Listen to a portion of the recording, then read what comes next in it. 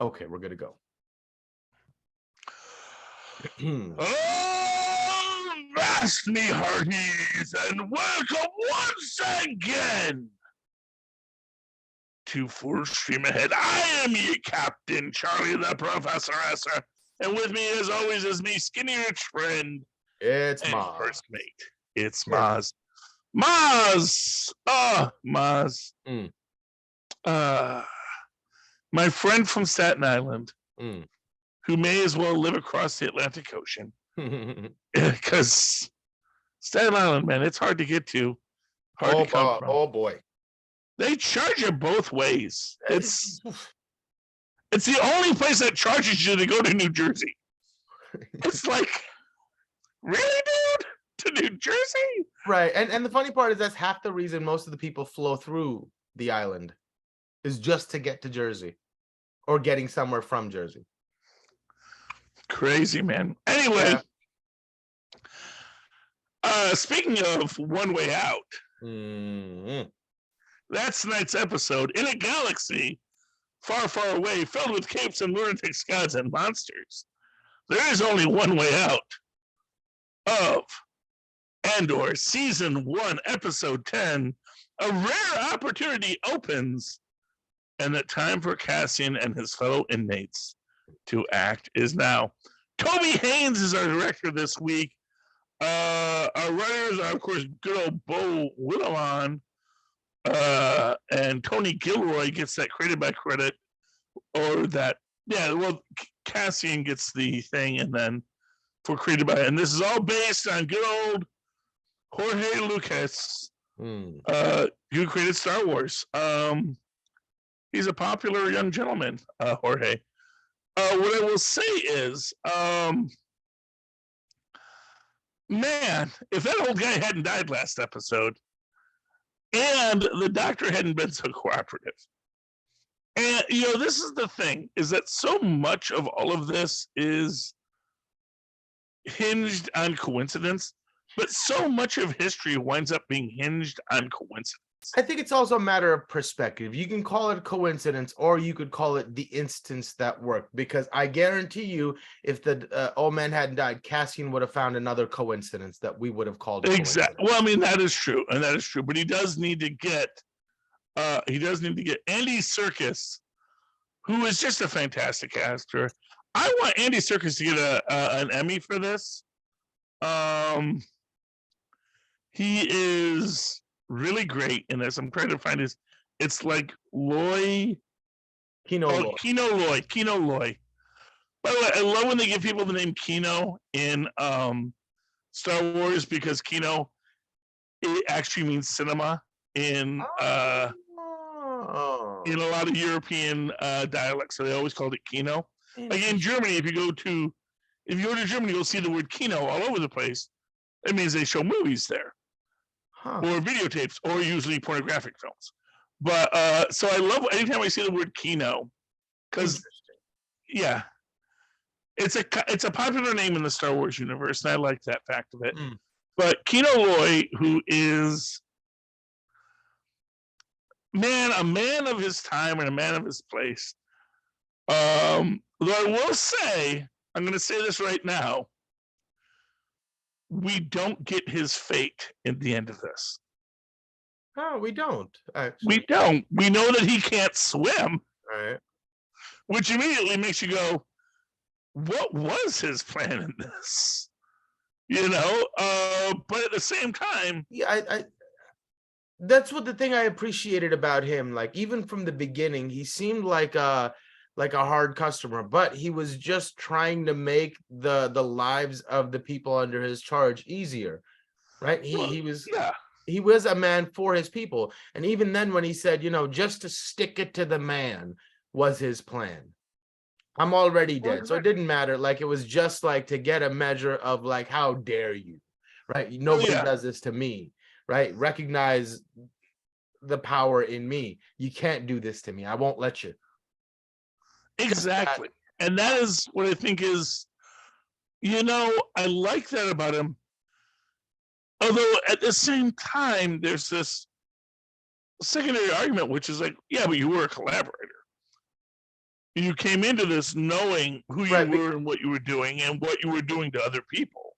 Right, but because those were the only choices available to him, right? So he had been there longer than all these other people, so he'd already wrestled with these ideas that are brand new to these people. Hope, anger, bravado, all these things were already beaten out of him, and he's seen it beaten out of everybody else that's ever come in here as well. So he's trying to fast forward them to the part where they can be manageable, where their minds cannot be under assault constantly. And what's the best way to exist in this world? I'm just trying to give you the keys to make your life easier. And even at the end, I think that was a big part for him. He's like, I can be useful to my fellow man, right? I mean, we can do this and people will get out. Maybe I won't, but and to me, this episode should have been the end of the series or the end of the season. Just right there, them escaping would have been a beautiful end. And this episode hinges on two great speeches. Right, one Kino Loy gives when he's getting everybody riled up, and Diego Luna, Cassian has to be like, "Come on, is that the best you got?" And then he really gets into it. That and Luthen's speech at the end; those two things are so unbelievably powerful. Is this where we get Luthen's speech to the collaborator? Yeah. Oh my god. Oh my gosh. But it's the same thing that he's doing here. Kino Loy is doing here, right? He's giving up of himself to feed his people. And that I thought was beautiful and powerful. Yeah, it is beautiful. It is powerful. But I that's the thing. It's like so much of this. And I'm gonna throw you an interesting thought here. Droids are sentient in the Star Wars galaxy. Droids are effectively slaves. Droids are the one that are doing all the cleaning, all the caretaking. Everything that goes on in this prison, it's mostly droid run. Do you think the droids are collaborators with the rebellion? Do you think the droids basically know dang well that Cassian has popped a panel in the toilet and is whittling down the pipe? Because the droids don't care. The droids are like, this is one of these things I think is the most interesting unexplored aspects of Star Wars, is how the real lower classes, the gangsters, the criminals, and the slaves are as much a feature of how the rebellion succeeds as the human characters who are getting all the glory. It's, as they say, it's like, what is Star Wars if you take out R2-D2? Without R2-D2, Star Wars doesn't happen.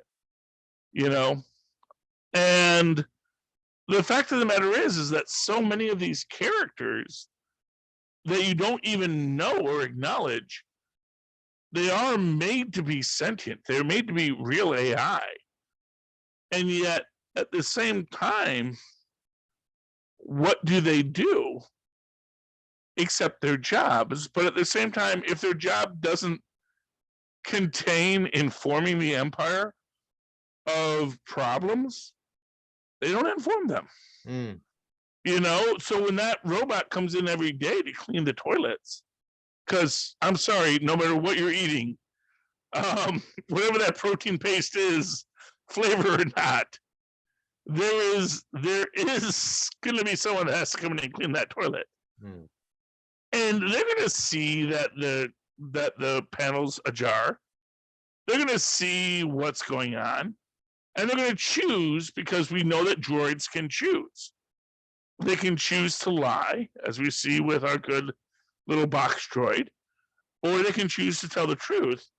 Lying takes more energy, but they choose to withhold information because maybe they don't like their situation either.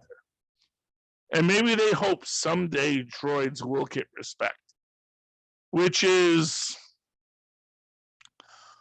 both beautiful and sad, because unfortunately we do deal in this episode with the human nature of human supremacy, specifically with getting the loan from the gangster. We're gonna get back to the break in a minute. Yeah, But I do want to talk about this. How does it relate to human supremacy? That moment. Well, because human supremacy is based on a caste system, and the idea that he's trying to break the barriers and break into a new caste kind of thing. Exactly. He says, "You're a senator. You're old money. I'm new money. I would love if my new money son could meet your old money daughter." And it's not like he says, "Look, I'm not talking about a betrothal. I'm just saying, teenagers are going to teenage." Right. And that idea is so offensive to her. Exactly. And it's like, and it is interesting because we also get that she meets with her cousin, either this episode or last episode. And her cousin's the one really going out there. She's basically being Batman, her cousin, where she presents herself as the privileged wastrel. But at the same time is, in fact, her sister or her cousin actually tells her, sister, I can't remember what it was, but says, you need to spend more time as a privileged wastrel so that people don't start to suspect. What an Alfred statement.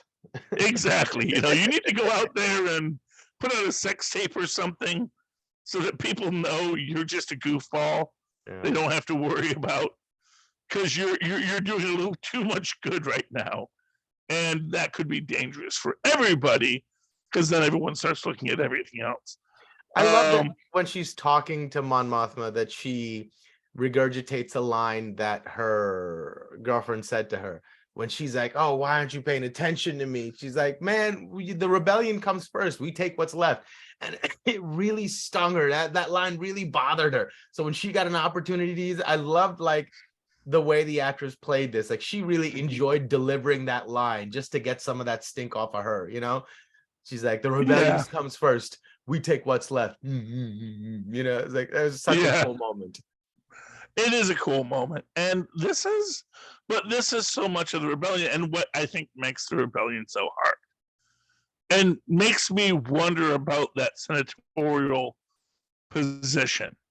Like, is she really willing to risk everything for the rebellion, the way that everyone else is? And to be fair, it's a lot easier to be for the rebellion when you're a privileged wastrel. When you are someone who has the money in the bank, which is why, to be fair, the rebellion needs people like Cassian and people like our thug, who, quite frankly, it's like, look, man, I'm a gangster. I make money as a gangster, but I want something better for my kids. That's the thing, right? Because all the other people, Luthen, Cassian, all these, they don't have kids. She's got a kid. It's a very different equation for her. Her cousin, she doesn't have kids. She can afford to be Batman out there because she doesn't have kids. Yeah, she has a daughter. It's a very different. So it is ironic that Batman winds up grabbing a bunch of kids off the street. Says, "You're my kid now. Now go fight crime." Right. Hey, that's what Cassian's mom did. Marva.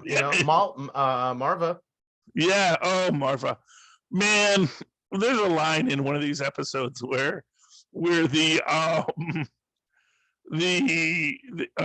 favorite ISP Nazi basically says, it's like, "Why didn't you bring in the mom?" It's like, "Well, we figure she's better as bait, and she's too old to cause a problem." Right. I'm like, oh man, honey, never say someone's too old to cause a problem. No, but that just shows you how long Marva's been at it, that she knows exactly how to play that role. Exactly. She's an OG. She's Vanita Chinning it, It's like, as soon as you come to her, it's like, "Oh, what day is it today? It's so cold in here. Where's my bathroom?" And she's just, and as soon as she's ready, she's like, "F the Empire, man. We gotta tear it all down." And I love that about her. She is a great character.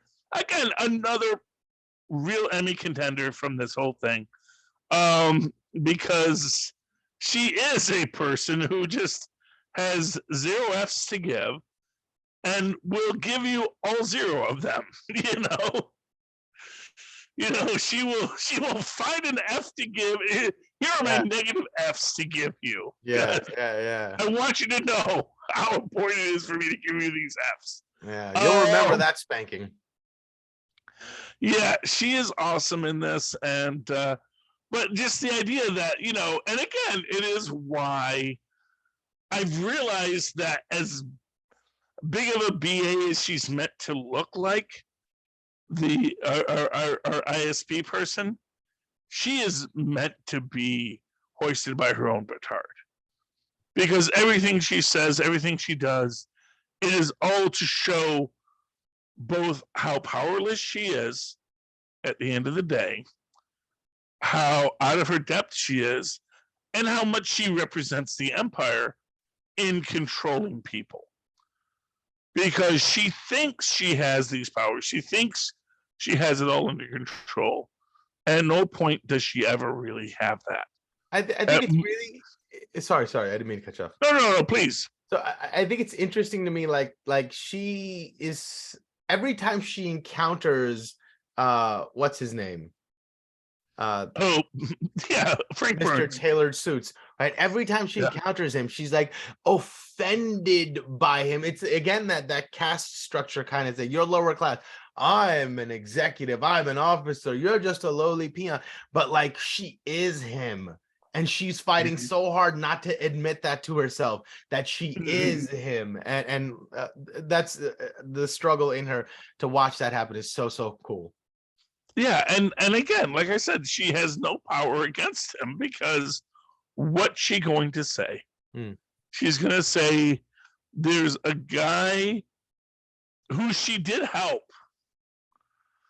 who just says he loves the Empire so much, and I don't want him coming near me. But how is she going to stop that? Because no one else is going to respect that statement. They're going to say, well, clearly, first off, you made sure his record was wiped. So what was that, lady? You just did a nice thing for him. Yeah. You obviously wanted him to know you were being nice to him. I mean, which is unfortunate that there is that. But let's face it, there's an emperor in this universe, not in this galaxy, not an empress. She still has to deal with that caste system of being a woman. Right. I mean, she dealt with it really well with the other middle management dude that was trying to get in her way. She's good at what she does. She is very good at what she does, and I love that about her. But it does show that, she is struggling with the reality of her day-to-day, that it's never as easy as you want it to be. I find it surprising that she hasn't been lured in by the idea that she can use him somehow. He seems like ripe for being a pawn in something. He's like, please make me a pawn in something. He wants to be a pawn. He really does want to be a pawn. He's like, look, you're my queen. Yeah. Make me a pawn. Right. Push, honestly, this is the thing. It's like, you want me to infiltrate the rebellion? I am down for that. I can fake that. Sure, happy. Although at the same time, I think that within her own perspective of her own life, she doesn't want to engage him in that way. Yeah. That engaging him in that way is dangerous and problematic for her. That is, I think what you hit with that is that it becomes difficult for her to engage with him in that way. And I think she's afraid that if she does tie herself to him, first off, it ties back to her. And then let's not forget, this is the guy who had the entire Ferrix raid go, Perich up on the whole thing. So when it all goes up, it's like, if I was her, think you're as useful as you think you are. If I was her, I would have sent him to go badger her rival.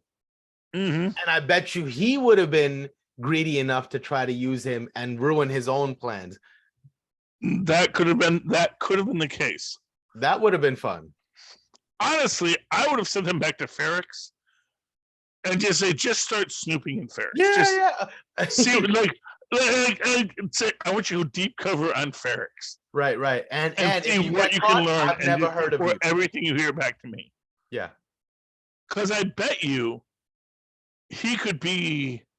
I bet you he could blend in on Perich. Yeah. Because he looks like an idiot. Yeah. And no one ever questions the idiot.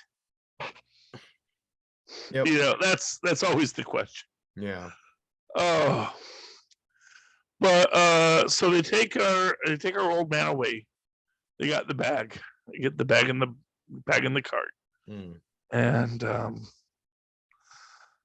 you know, I know it's a prison, so they're not going to do a lot for him, but you know, you do want him to have. You wish there could have been a moment of silence or something. And honestly, this is. Although, I mean, like, forget a moment of silence. What that old man's like death caused was an explosion of emotion, right? Oh yeah. That was the impetus that propelled the actual escape to finally take form, and for people to finally get on board. See, and this is where the Nobody Slit, which is last episode's title, comes into effect. They're not treating their prisoners as humans. Right. They're treating them as replaceable slave labor. In fact, I think last episode Cassian makes that statement. It's like we're cheaper, and we're easier to replace than droids, which is a scary thought. That, you know, well, yeah, you know, we can build AI that's really good at what it does, but no, we don't use those things for, like, you know, hard work, because honestly, it's easier to just get a bunch of low-class people and push them into the machines, you know. That people are better than droids at building things, because droids are expensive, you know. But within this concept, I mean, if you had treated this like a real moment, if you were the Empire, and even if you were the prison contractor, you would say, in honor of prisoner X2109's death, you know, today will be a free day. Every person on his shift, on his floor, can relax. We understand the weight of a death within our crew means to you who have known him. And so we acknowledge this, and we'll give you even the next 3 days off. And you know what? Giving people a 3-day cooling period probably prevents the riot. Because that's the thing. It's that you have this emotional moment. You have the emotional reveal. And then you have the opportunity, and everyone is already highly charged, and it goes in there to be this moment. You know, we break the pipe, which again, what I love about this is specifically that it relates to the idea of government contracting, and that they're not going to have a separate hydraulic system, which honestly, realistically, you should have a separate hydraulic system for the lifts than anything else. But that you're going to break this, and that's going to hamper your local lift. Because we do see them running upstairs later, which I do think is also cool, because it shows, the lifts are broken, but we can still access the stairs. And within the concept, it is just this idea that, there is, when you're contracting this thing, you're not going to put in a lot of double redundancies, because you only get paid so much for the process, for the product. So we're building a prison. We have to have that prison come in under budget, which is why the prison only has so many people on staff. And okay, I don't want to cause riots at every prison in the US, but what you see here is the basic conundrum of prisons. You cannot have enough people staffing a prison to control the population within the prison. everything within the prison is built off of minimal cost security, meaning that anytime every person in a prison can collectively seek to move out, there's literally only a thin wall of resistance to stop them. Which is not good for larger society, because some people in prisons are very bad, and is not good for the prisons because the people in prison often want to get out. The main goal of a prison is, as we spoke about last episode, the social contract, where we establish a social contract that says X years for crime equals freedom.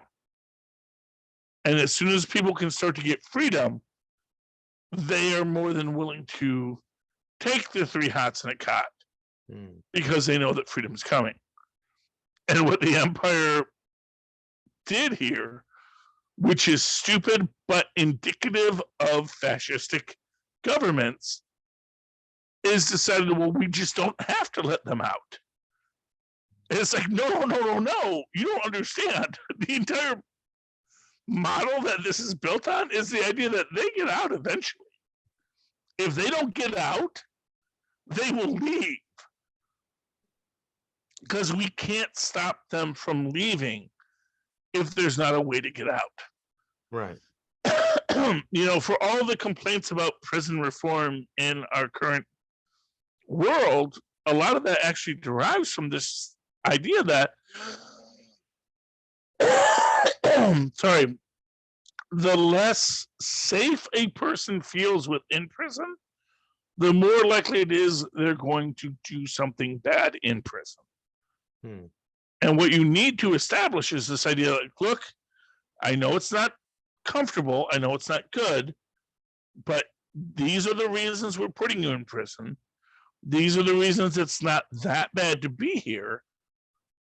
And so if you will kindly stay here for the endurance of your sentence, because this is not a punish, this is a reformatorium, if you will.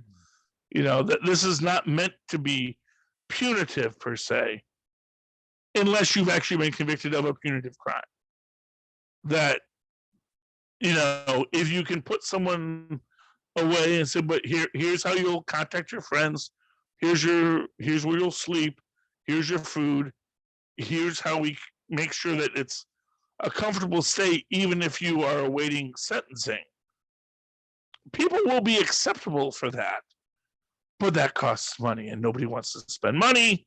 And because they don't want to spend money, now it becomes torturous, and now nobody wants to allow it to exist. Because if you don't make it palatable, humane, if you don't make it humane, no one's going to want to be there, especially if they haven't been convicted of anything yet. Right. You need to make it a situation where it's like, look, we know you're not convicted yet. We think we'll convict you, and that's fine. But for right now, even if we have to wait till we can get you to trial, we want to make this comfortable for you. So here's cable, here's Netflix, here's whatever you need. Here's basically the Howard Johnsons on Rikers Island. You do that, and suddenly it's not so bad. But when you make it the Rikers Island and Rikers Island, and then suddenly everyone's mad. Yeah. And that's how you get riots, and that's how Cassian Andor escapes to eventually be the star of Rogue One. Or possibly the third lead. I don't know. I hope so. And that guy's an incredible actor. Diego Luna's amazing. Wasn't he in Rogue One? Isn't the Yeah. Yeah. So does he survive Rogue One? I don't remember, but I hope so. I think so. Yeah. I mean, well, here's what I'll say. At the end of this episode, I'm watching it, I'm thinking, they're all jumping into the ocean. What are they all going to do? I mean, hey, they're already dead, right? Yeah, well, exactly. But honestly, I want Cassian Andor to get. Right, but I mean, there's a chance that you could float your way down to whatever, find some debris that you can latch onto or something, or hope the Yeah, which currents take again you goes somewhere. into this entire idea that as much as you'd like to put all the prisons in Antarctica or even Alcatraz surrounded by sharks, Mm, it doesn't prevent escapes and it doesn't prevent people. No guard wants to work in Antarctica. right. So whatever this planet has, there's got to be settlements nearby. Yeah. And there's got to be stuff for people to go to because nobody wants to be stuck here forever. Yeah. You don't want your guards to think they're prisoners too. Right. And that's the thing of it. It's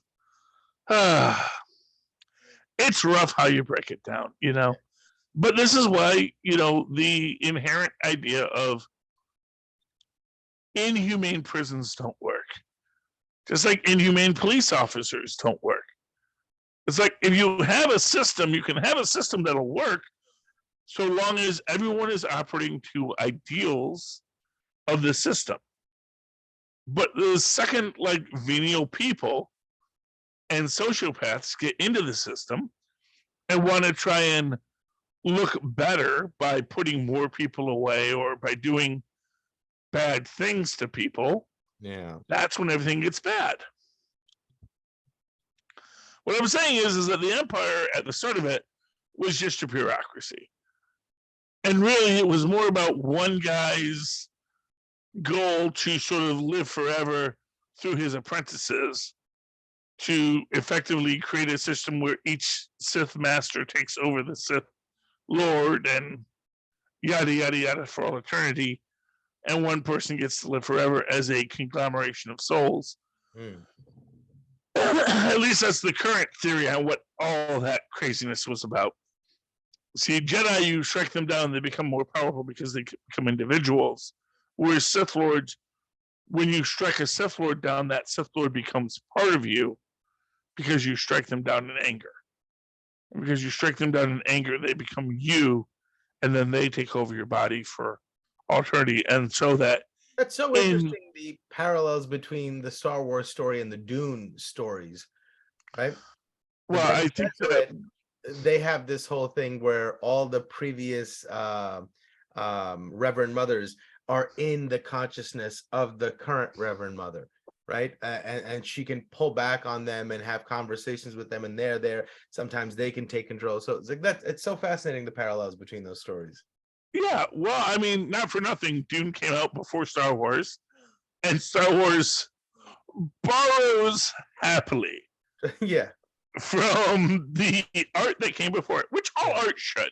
Yeah. You can't say, oh, they're just doing that. It's like, no, they're adding their own stuff. Yeah, it's not an indictment at all, but I'm just Yeah, I mean, that's the real interesting aspect of what I will say about the Rise of Skywalker is that you really get this idea that there is a chorus of Sith and a chorus of Jedi, but that each individual Jedi remains an individual. Hmm. Whereas within the Sith, it seems to be that even Palpatine is just his master taking over from him. Darth, I forget, because Palpatine is Darth Sidious, and before him was Darth Tyrannus. Hmm. And the idea is that Darth Tyrannus is actually Darth Sidious, and that if Rey had struck him down in anger, or Luke had struck him down in anger, he would have taken on a new Darth name, but it would have still been that first Darth Tyrannus, who learned to escape death by simply subsuming the force within his pupils. At least that's the current theory on it. And I like that idea because it parallels the light side and the dark side of the force when Darth says, who was still an apprentice, remember, Anakin never became a master. Hmm. At most, he is a master of evil, but he is not a master of the force. Obi-Wan says, "You will strike me down and you will only make me more powerful," which is true, but there is a equal and opposite reaction within the Sith, which is that you will strike me down and I will become more powerful as you strike me down, because I will become you. I'll have your power and my power within myself. It's cool like that. Anyway, so what were we talking about? Oh yeah, they escape. Yeah. We did get, and I think we talked about this previously, about the not wanting to mix with the gangsters, which, man, that makes me lose so much respect for the Republic and the because, like, to me, Jabba is the unsung hero of the rebellion. Yeah, he made a profit on the deal, but the fact of the matter is, he was absolutely willing to sell guns to the rebels. Yeah. Because he knew, and not for nothing, much like this gangster we meet in this episode, he knows dang well he's funding the rebellion. Because he's thinking long term. He's like, the Empire that's going to last a week, whatever. You know, I'd rather make friends in the rebellion. If it does or doesn't, it's good to have a back channel and a second option to get Exactly. I will happily, set this up, and I really want to establish myself within the surprising power structure that survived after the revolution. Yeah. Which is really, I mean, that's the real interesting aspect of it. Because, like, the Empire took over, but there's still all the senators there. Yeah. Everyone who was rich under the Republic is still rich under the Empire. They killed a bunch of Jedi, but, Jedi don't have money. So what are you going to do with life, And so from a gangster's perspective, it's like, oh, okay, this is not a change. This is just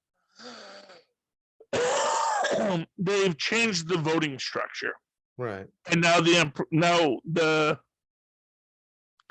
now effectively the prime minister has absolute power. They've moved from a prime ministerial system to a presidential system. Right. Well, we went from playing baseball to playing basketball, essentially. Exactly. Yeah. It's like, okay, so what's the new rules of the game? Right. Yeah. Honestly, and this is always my thing. I really want more stories with the non-humanoid races. I really want to see more of Hutt culture. I mean, honestly, the twins, I didn't like the twins that we saw in Book of Boba Fett because they were a little creepy, but I'm going to wager that other Hutts find them creepy too. I would say, oh no, the twins, yeah, that's some Wanda Quicksilver Ultimate stuff going on. We don't deal with the twins. Right. That's something we don't talk about. We don't talk about the twins, but I would love to know more about the Hutt culture. Because I do get the feeling they are a dominant force that has a huge that like the Kingpin in comic books has a huge soak and great strength that they just you can't defeat them easily. But the only reason why Leia was able to strangle Jabba was because he was already very, very old at that point. Because he had been ruling Tatooine for like 100 years at that point, and it's like he was already pretty up there, and it's like, anyway, that's my own opinion on the subject, but that's a whole other thing. But I get the feeling that the Hutts, like any other race, are going to have a panoply of people within them. Yeah. And so a lot of Hutts, like one of the interesting stories of one of the little anime Star Wars stories I told was the one Hutt who wants to be a punk rocker. And he just wants to play music, man. That's funny. Yeah. And he goes and him and his band do a whole thing. It's fun. It's fun. I think that's what happened to Jabba's son is he went to music, man. As so many children of successful gangsters do. You go follow your passion and follow your art, and that's okay, because I don't want my kid to be a gangster, because it's a dirty business. Yep. If you want your kid to be a gangster, that's bad. You want your kid to go have his own life, unless you're a bad gangster, and then you do the family business. You do what I tell you to do, because you're just an extension of me, of my own ego. That's like, well, Yeah. that's not cool. Anyway, well, let's get to the end. We get to the final scene where the mole inside the ISB, or whatever they're called, comes to see Luthen. And Luthen has to get him in check and get him in line. And he gives an amazing speech about how much he's sacrificed and how much he's given. He's sold his own humanity to be able to save these people. But what was interesting to me in that moment is when the camera cuts to him and you see Stellan Skarsgård's face, I immediately saw Baron Vladimir Harkonnen. So another parallel to Dune, he did play Baron Harkonnen before he played this character. So it's kind of interesting, but like you saw the seeds of evil in there, right? Like, what is he willing to think is okay to get to the goal? How far do you let yourself go before you recognize you've strayed far from your goal? And he's on that path. And I think he's lost down that path. He doesn't really know, but the only thing he has to cling to is this ideal that he adopted a long time ago, that little equation, right? well, yeah. So I found that to be really, really interesting and really powerful. It read sort of inspiring, but it also read like a typical villain's manifesto, right? Well, let me give you the fan theories, because there's a big fan theory about him. So the idea is that he has like a walking stick with the metal hilt. That's his old lightsaber, and the kyber crystal he gave to Cassian at the start is the kyber crystal from his lightsaber. That he is actually a Jedi in hiding.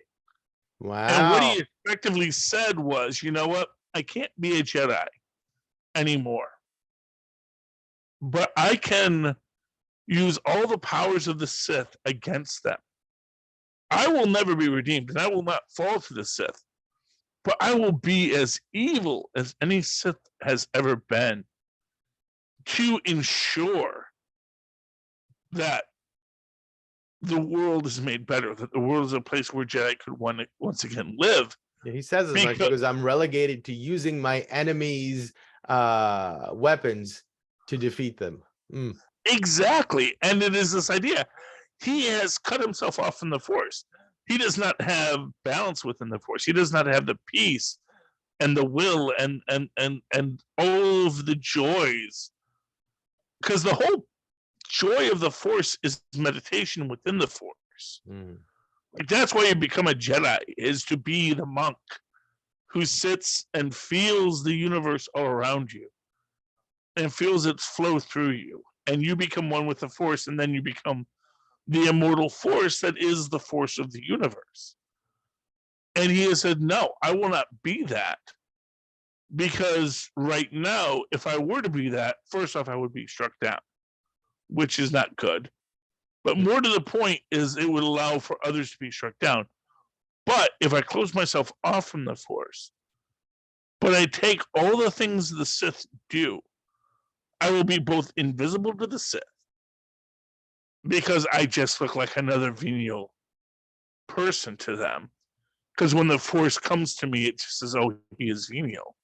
And that is all it is telling them. And I can then use that venality to push the rebellion against it. I can trick the Empire into being more venial, to giving into their dark side. I can trick the Empire into being more evil, so that everyone else who will then react to that evil by being better. And I can push the Empire away. And I can defeat the Sith through your classic Tai Chi movement, which is you come to me, I redirect, and push you away. And as much as you push, I push back. Yeah, you just keep being you. Exactly. I'm gonna rope it. He's rope-a-doping them. It's like I catch your fist as you punch, and I punch with both your force and my own. Right. And that's how the rebellion defeats the Sith for like what another 20 years before the First Order rises, and you know, at some point you're gonna have to talk to people about the problems inherent in the Empire, in the Republic, because clearly it has its problems, not the least of which is the very rigid caste system that puts freaking lovable Hutts who just want to make a buck at the bottom, along with even humanoids, although he was a redhead.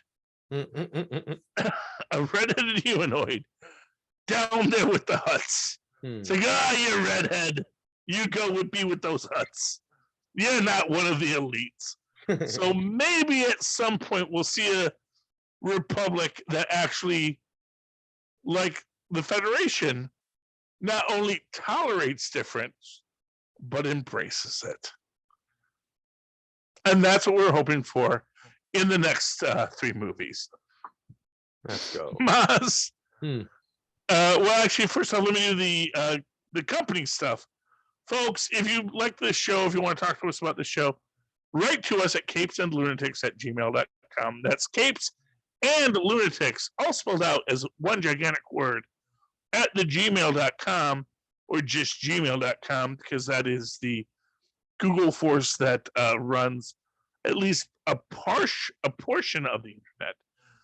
You can likewise use the old-fashioned telephono to call 614-382-2737. That's 614-38-CAPES, and that will allow you to give us your voice message about this or any other subject in the Capes and Lunatics family, of which you can find about it at Linktree. That's linktr.ee/Capes and Lunatics. Again, all spelled out. There you will see all of our shows, all of our merch, and all the ways to give us money, from Patreon on to just Cash App. Like, give us money for no reason. If this show is worth $1, send us $1. We'd appreciate it. And then, Mozz, how can they reach you? Oh, they can email me at mozzmanzor@gmail.com, or find me on Facebook under Mozz Manzor. That's MOZZMANZOOR. And likewise, you can reach out to me in that old-fashioned email way, the way our mothers and fathers once did, at superconnectivityblog@gmail.com. That's superconnectivityblog, all one word, at gmail.com. And of course, find me on the Twitter, as I live tweet things like Bebo Saves Christmas, the best Christmas story ever told. Except, I guess, the first one, although I don't know what's so cool about that one, except, I guess it has refugees finding shelter, and that's a good thing.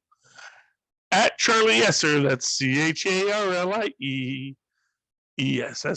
Look for the 2 E's in the middle. For quality. Bing. Thank you, Mozz. All right, you delightful landlubbers.